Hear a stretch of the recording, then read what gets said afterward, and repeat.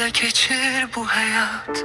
Danışmır hiç kim, ama çoğu söz var.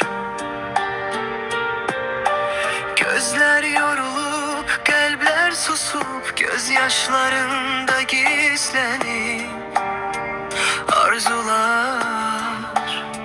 Vakt geçir, iz koyur her adım. Hatireler içinde itip kalıram. Dünenler çınlayır kulağımda, sabahlar dumanlı ama inanırım.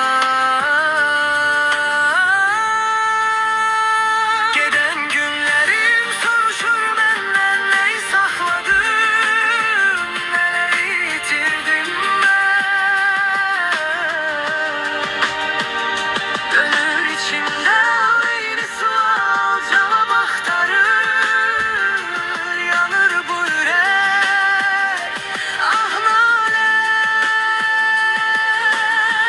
Sükut içinde geçir bu hayat, ama içimde kopur fırtınalar. Yüreği görünür belki de ümidler. Her gece sonrası doğar gün yeniden. Ne için yaşayırsan diye soruşur zaman. Cevap tapmak çetindi bezen insan. Yine de susmur içinde o ses, deyir kalk bu yoldan dönme. Nefes nefes, küçeler boyu adımlar yorgun. Her küncde gizli bir köhne duygu. Şekiller saralır divar başında.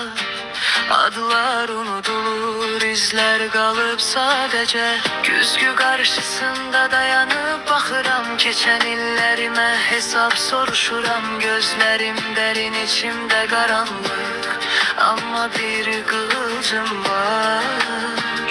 Çekir sabaha. Geden gün